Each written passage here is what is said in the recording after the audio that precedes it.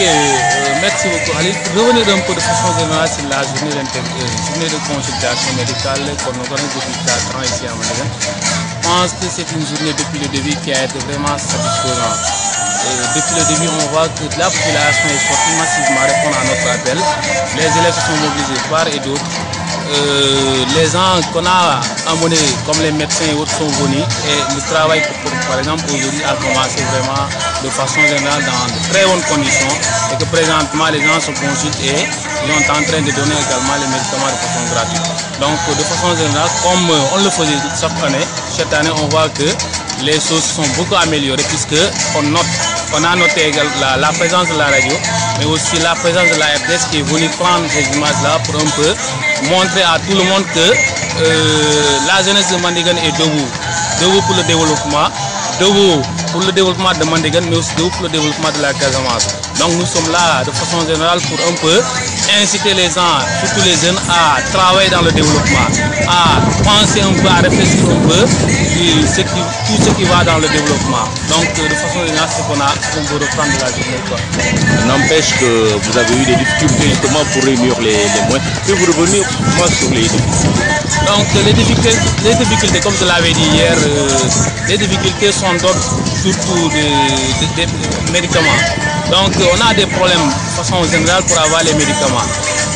Les élèves, ce qui constitue l'amicale sont les élèves et étudiants.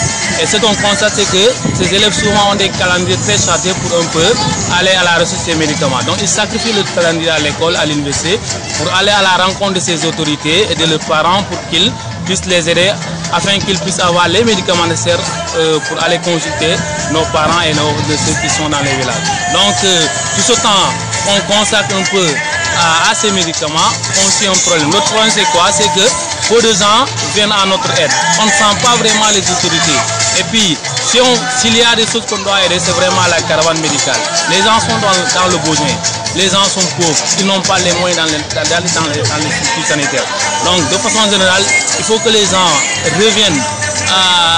Il faut que les gens pensent vraiment à appuyer ces initiatives, qui sont des initiatives vraiment très, très salutaires. Les jeunes se sont réveillés avec 0 francs et se sont donnés corps géant pour un peu chercher les médicaments et les moyens de déplacer les médecins de Dakar, de Ziguinchor jusqu'à Mandégan pour un peu faire bénéficier à leurs parents qui sont dans les villages des soins et des médicaments et de leur donner des médicaments gratuits. Donc de façon générale, ce sont les problèmes des médicaments qui nous posent problème. Donc si on peut avoir des gens qui pensent à ces initiatives et qui veulent nous aider, donc ça serait vraiment une très très bonne chose pour l'amicale et pour toute la Casamance. Nous savons que parmi justement la diaspora sénégalaise en France et autres pays de l'Europe, Mandégan occupe une place très importante. Beaucoup de vos fils sont répartis en Europe, en Amérique entre autres. Quel est le degré justement d'engagement de ces derniers par rapport à cette initiative? Je rappelle que s'il y a une force ici à Mandégan, c'est vraiment la diaspora. Mandégan a plus de ressortissants si vous comptez le nombre de villages au groupe. Mandégan a plus de ressortissants à l'extérieur, notamment en France, en Espagne, aux États-Unis, un peu partout.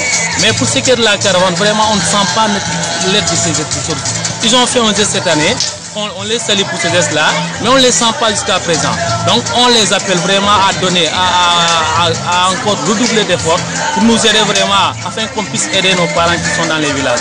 Donc il faut que ces parents qui sont à l'extérieur se mobilisent pour venir aider leurs parents qui sont dans les villages. Parce que je pense que c'est le seul moyen qu'on peut faire pour aider nos parents. En étant millionnaire, tu ne peux pas distribuer tout dans tout le village des 100 francs ou 1000 francs pour chaque famille.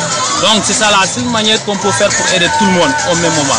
Donc si ces parents m'entendent, qu'ils fassent vraiment une mobilisation extraordinaire et qu'ils viennent un peu en aide à ces populations qui sont dans le besoin. Il suffit de venir un peu assister à cette caravane pour savoir que les gens sont dans le besoin. Certains sont levés à 4 h du matin pour venir faire le rang ici. Certains sont venus des villages environnants. Il y a des gens qui viennent de Bagaya, il y a des gens qui viennent de Djimal à côté, des gens qui viennent de Balingo, un peu partout, des gens qui étaient là, qui viennent de Ziguinchor même pour venir, par exemple, se faire enlever des kystes. Donc c'est des problèmes vraiment majeurs et que les gens vraiment doivent nous soutenir pour que cette caravane puisse aller de l'avant, pour qu'on puisse vraiment aider nos parents qui sont vraiment dans le besoin, encore une fois.